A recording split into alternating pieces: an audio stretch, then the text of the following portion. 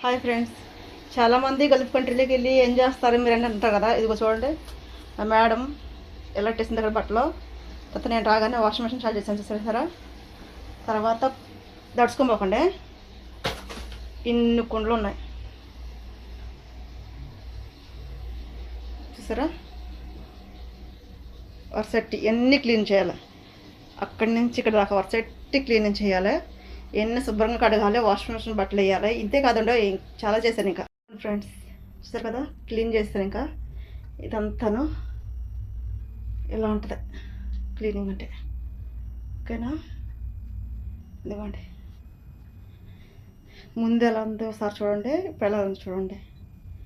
ఇంత ఇదిగా మేము చేస్తామా పనులు. ఇప్పుడు ఒక మేడం అయినా ఇంటికి వెళ్ళి వచ్చింది ఆవిడది. అయితే ఏమైందంటే ఇదిగోండి బట్టలు తీసేసాను, బట్టలు ఎండేయాలి. ఇదిగో వాషింగ్ మిషన్ ఫుల్ అయిపోయింది, ఆ బట్టలు పెట్టాలి. ఇంటికి వెళ్ళి వచ్చిన తర్వాత మేడం ఏమన్నదంటే లాస్ట్ ఎంట్రా అన్నది. ఓకేనా, లాస్ట్ ఎంట్రా అంటే నేను ఏమన్నానంటే సర్లే మేడం అన్నా.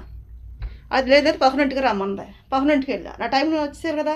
ఇప్పుడు అన్నాను మేడం నేను రేపు చేస్తానులే బాత్రూంలో అంటే మొహం ఎలక్టేసిందంటే ఎగస్ట్రా చేసిన ఫ్రెండ్స్ ₹1 ఎగస్ట్రా ఇవ్వరు మనకి. అయినా సరే గొడ్డు సాగరం చేయించుకుంటారు. ₹1 కూడా ఎగస్ట్రా ఇవ్వరు. ఏదైనా అన్నాం అనుకో 4-5 రోజులు మాట్లాడరు మళ్ళీ. ఏంటంటే వాళ్ళ మీద మేము ఆధారపడి బతున్నాం కదా, అందుకనేసి ఒక మాట అనలేము, ఒక మాట ఏం చేయలేము.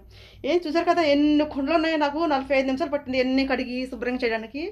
అయినా సరే ₹1 ఎగస్ట్రా ఎవరు చూస్తున్నారు కదా.